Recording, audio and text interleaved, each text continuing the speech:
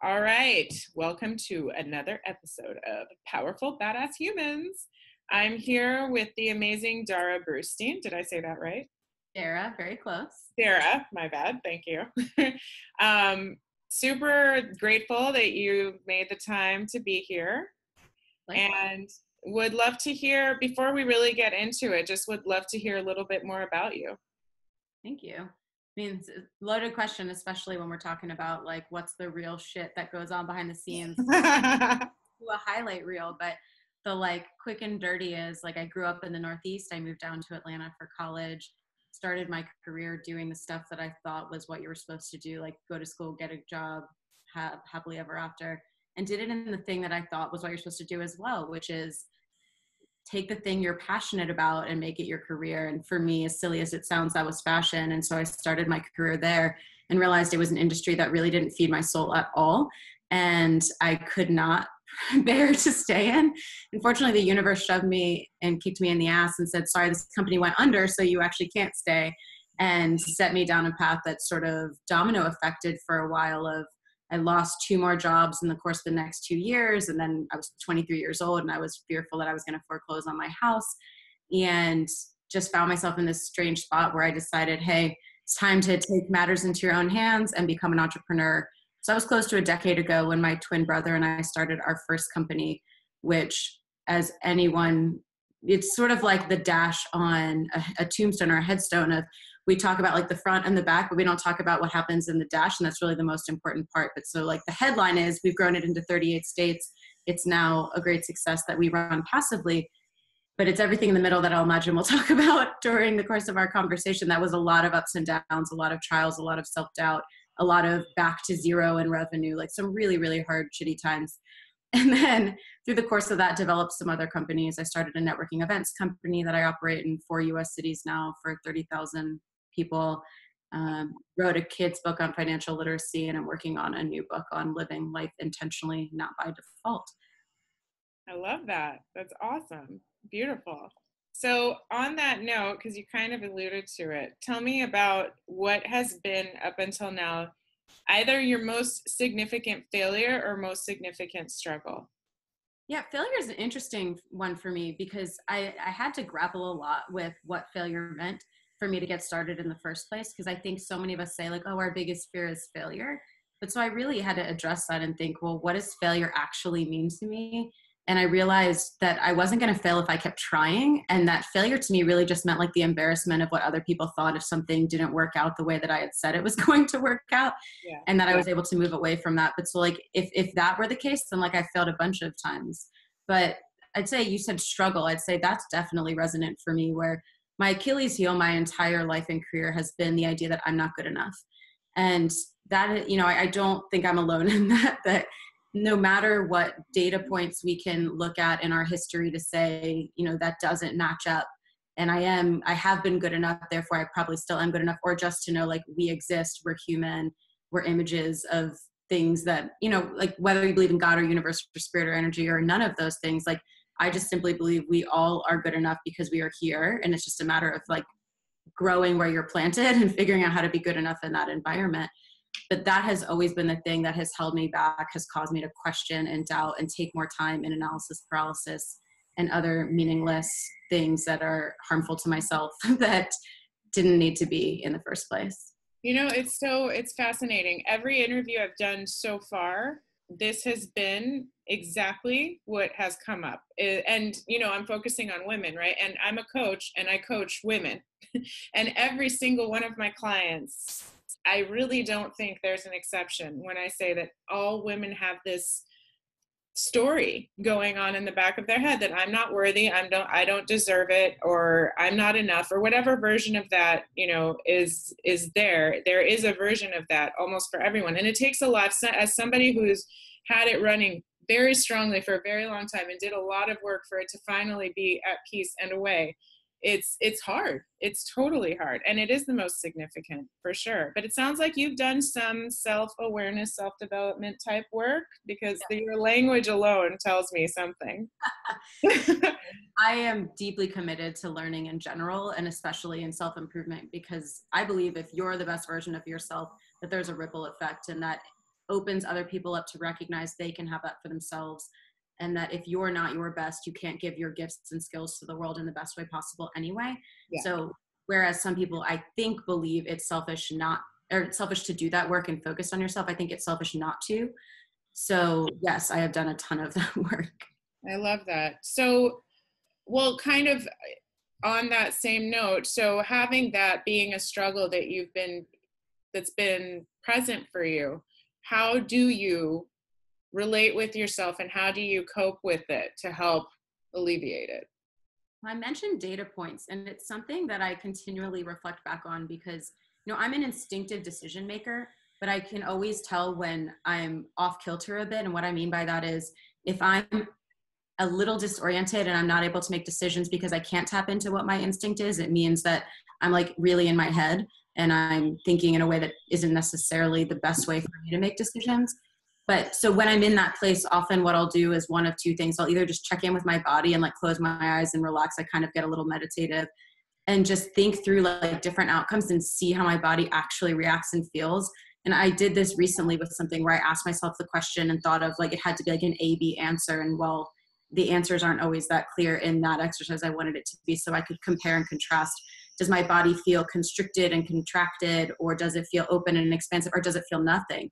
And what do I take from that data? And then the second piece of data is, as I mentioned a little bit earlier, is looking back into history and at least saying, where is there evidence of this thing that the limiting belief is telling me in the first place? And so if I'm telling myself, I'm not good enough, I'm going to fail, I suck, I'm going to fall on my face, everyone's going to laugh at me, where has that happened before? Yeah. And when I can't find anything to support it, then at least I'm like, that thing is a lie, and it's the fear that's holding me back, and it's not like the good biological fear. It's like irrational fear that's really just trying to prevent me from moving and up-leveling and growing.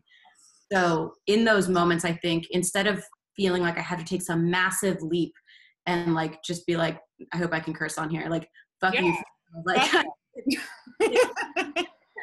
instead it just feels like, okay, what would be like one step I can take to like tiptoe into it in some cases, which makes it seem less daunting and overwhelming. And you're sort of like, oh, okay, I got that. And then you can build a little bit of momentum and inertia.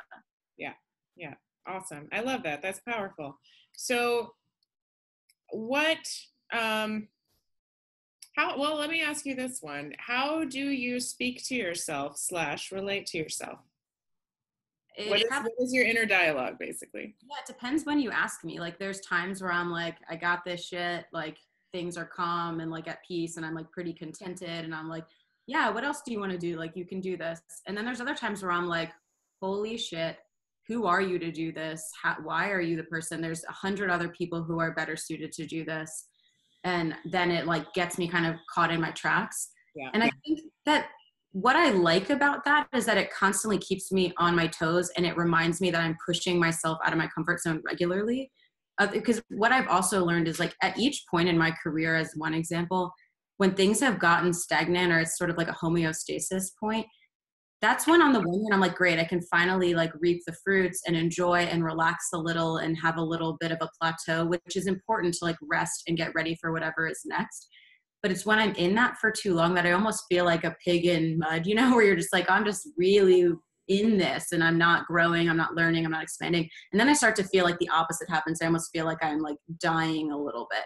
Yeah. And so it's in those moments that I'm like, okay, time to push. And so all that to say that I think if you're constantly pushing yourself to grow, you're going to continue to butt up against these types of doubts and questions because naturally you're getting yourself to a point you've never been before. It's uncharted territory for you.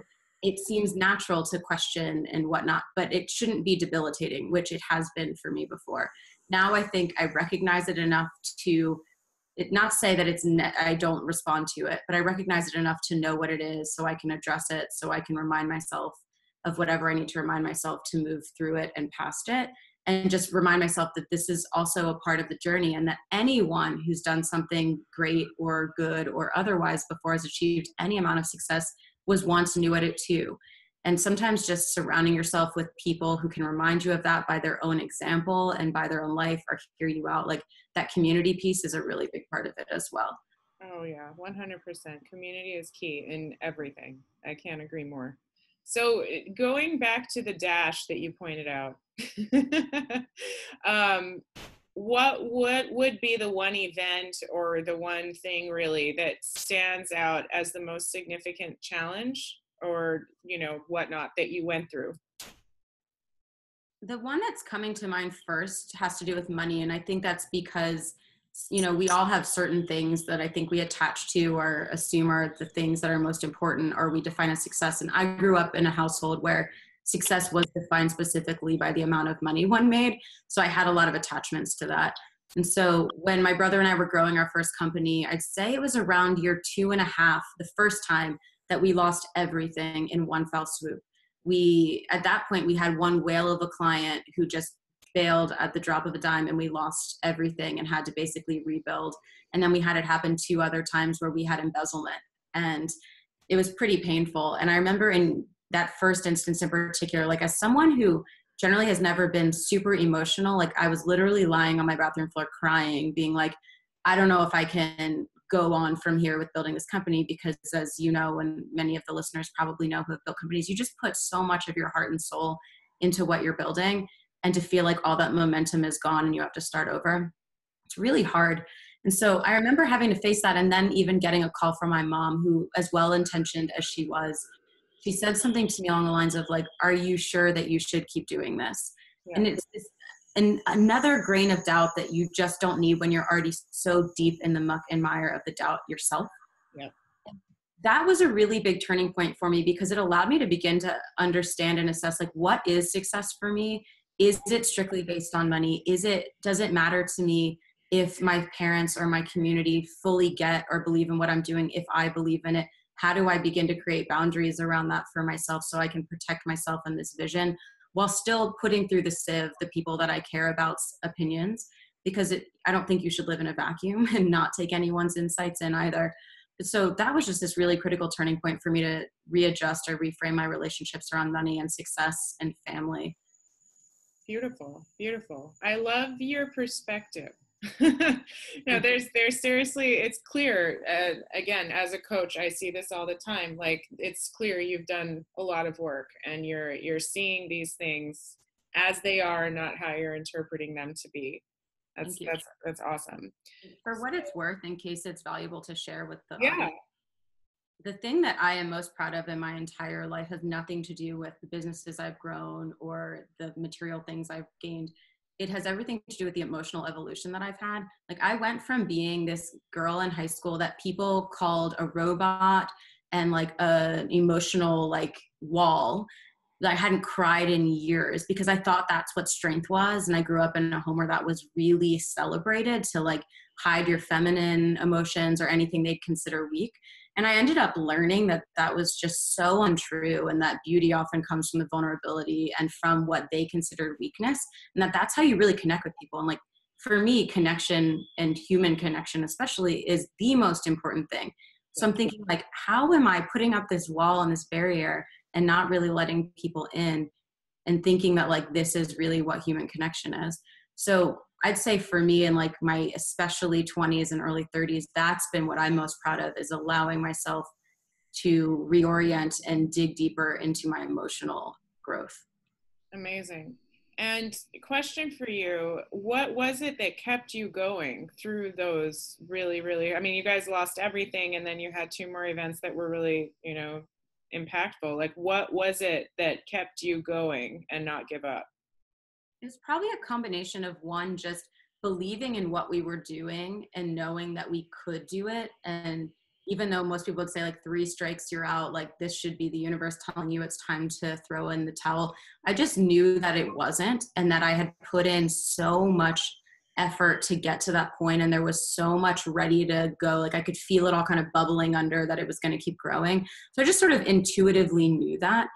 And then secondly, like I said, the community part, like having enough people around me who were on these paths of entrepreneurship themselves, and were in many cases more aspirational peers, that they were so far beyond where I was, that they were like, I totally get it. I've been here. This is how I dealt with it. Or like, even just to listen and say, yep, I get it. And while everyone else in your life who loves you might be willing to listen, often their own fears or their own perspectives around something they've never tried, or tried and maybe didn't keep continuing, or they quit for their own choice, that'll often be projected back on you. And I didn't want to have that be the thing that would stop me. And so, yeah, I'd say community and intuition. I love that. So what's the biggest advice that you have for women out there, whether they are trying to start their own thing or getting through the struggle of their own thing or whatever they might be doing, maybe just the demons in their head? What is the biggest piece of advice that you can offer? One, make sure you're doing it for a reason that you believe in. Like ultimately, I think so many of us get caught up in chasing other people's definitions of success, Yes. or walking down trajectories and paths that we know are good for other people, but they're not really the best for you. And I would just generally say and genuinely beg people to make sure that they're stopping and saying, what is it that really lights me up? Like, what are my gifts and skills? How can I contribute those meaningfully to the world? What are the metrics, or however you want to define or frame out what success means to you? And then start mapping that out to figure out, okay, I'm going to get from point A to point Z by doing the following. And if it's valuable, I'll share an example of how I did that, where one, I've done this many points in time, and it's very fresh because I did it about a year ago again, where I committed many months to, not exclusively, but in addition to whatever was going on in life, going through a series of exercises to really dig deeper. And one, ask a series of questions to my close network to say things like, when do you see me at my best? When am I at my weakest? What would you come to me for when the chips are down? Like things like that, so that I could bring those things together and look for a pattern. And when I started seeing patterns, I was like, oh, that's something that I took for granted in myself because it came so naturally, and I could build on that.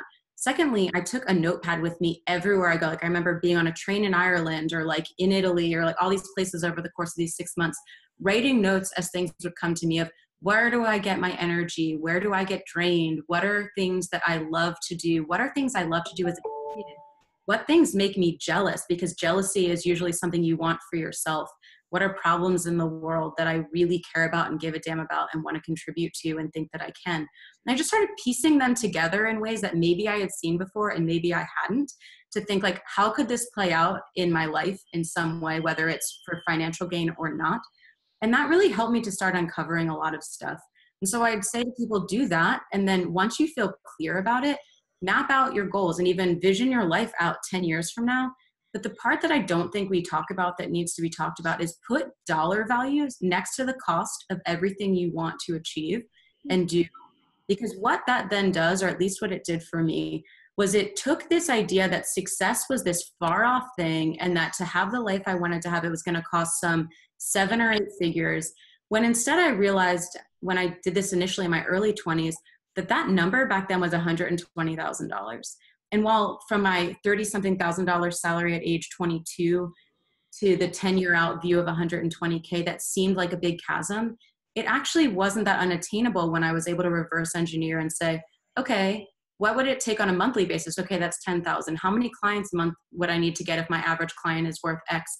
And I was able to back into it that way and figure out, okay, my financial freedom is that number, and this is how I'm going to get there. So that when I did get there, I was able to look at it and say, okay, do I want more, or is this enough? Have my goals changed, and is my why still aligned? So that I wasn't just endlessly chasing. So that is a long-winded answer, but that was really, really helpful. I love that, putting dollar values. That is a very awesome piece of advice there. I've never heard that before. I think that's awesome.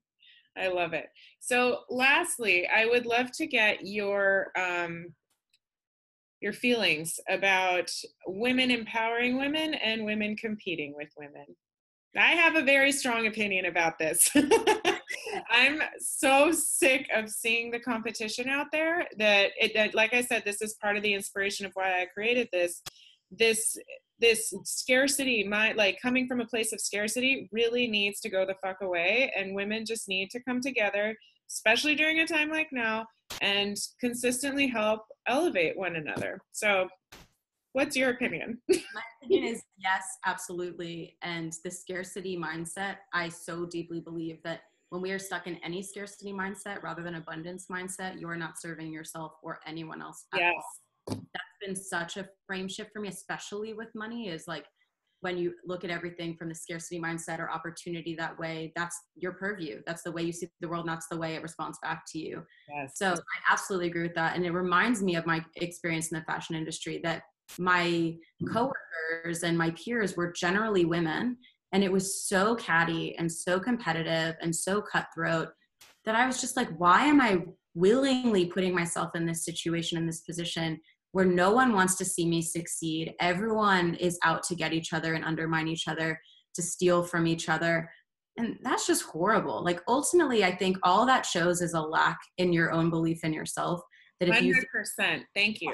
Yeah, if you can't get, like, if you feel like someone else is preventing you from getting yours, then that is really a you and your own worthy, your own security. And I don't say that to be like, fuck you, like it's so easy. Like, I get it.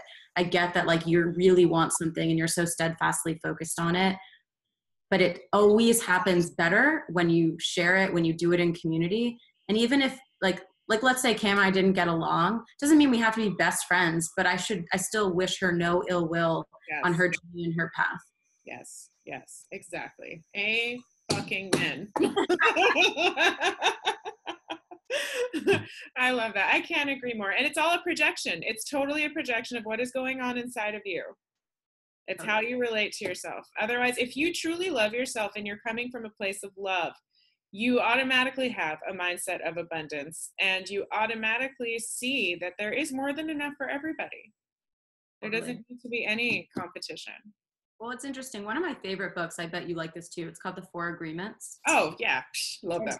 So, like, agreement 1 is don't take things personally. And it seems so, like, all of them seem so obvious, but that one I have always struggled with the most, because you realize how many things you assume are some sort of attack on you or are meant to engage with you in some way when they have absolutely nothing to do with you.